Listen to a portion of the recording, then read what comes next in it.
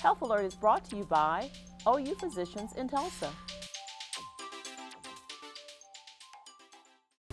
Hello, welcome to Health Alert. I'm Pam Butler. Today we're going to continue a discussion talking about social determinants of health and the adverse childhood effect.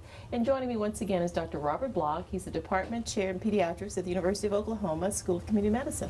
Let's jump in, Doctor. All right. Now, a previous program, we talked a lot about social determinants of health. You kind of explained what that was all about, how it affected the brain, and some of those kinds of examples, and even in utero, how it can affect the fetus with the mom having exposure to certain things.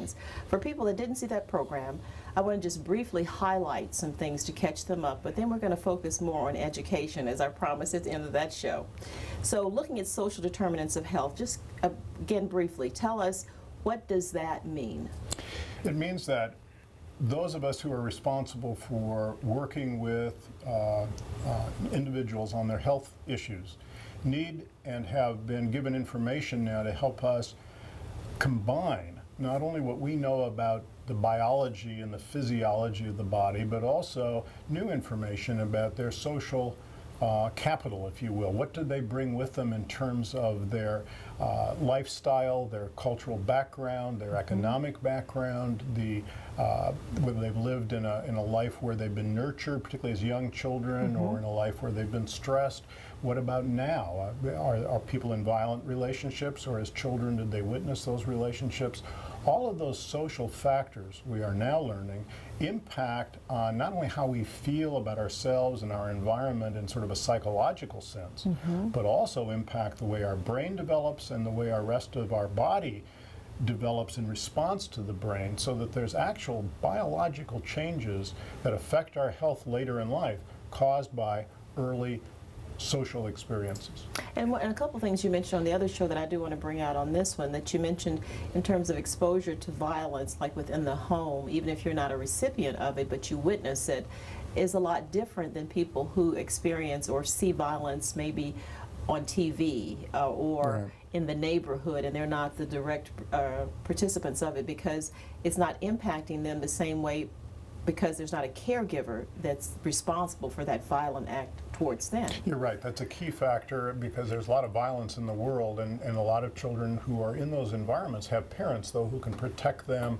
from that, or can at least be there to explain it to them or reassure them. But when the family itself, the parents are involved in that violence, or the child is involved as a child abuse victim, it's a very different story, and that's the kind of thing that really does have lasting effects on the child's development into a healthy or unhealthy adult. Okay, and the other point I want to mention too is you mentioned on our previous show about stress or stressors. We're all having stress on a daily basis, but it's that sustained kind of stress that you aren't able to get relief from or to put in perspective that can then have these negative kinds of effects and can influence the brain. The body has a remarkable ability to go from a steady state to a reaction to stress and then recover and come to a steady state. And that might go on again with another stress, and then it'll recover and come back to a steady state. That's normal. We all experience that, some more than others, but it's experienced by everybody at some level. But the dangerous reaction to stress is when we're at a normative state, but we're stressed, and then we're stressed again, and then we're stressed again. And you'll notice that my hand isn't moving down. So we've got this plateau of continuous stress that the brain, the rest of the body, doesn't have a chance to recover from. So the body secretes what are called stress hormones.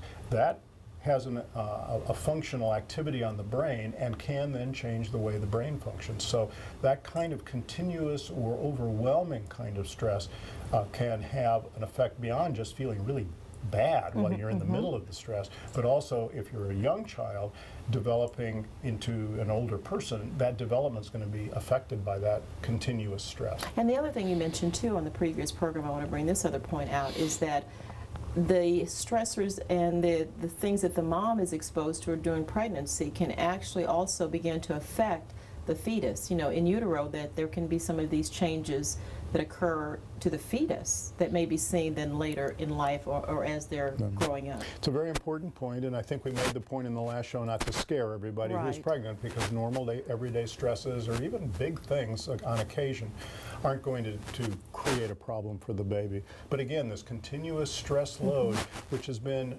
researched and reported in a number of countries over very unusual situations of stress, have shown us then that the babies who are born after being in utero during that stress have different behaviors, have different reactions to life's comings and goings than they would otherwise.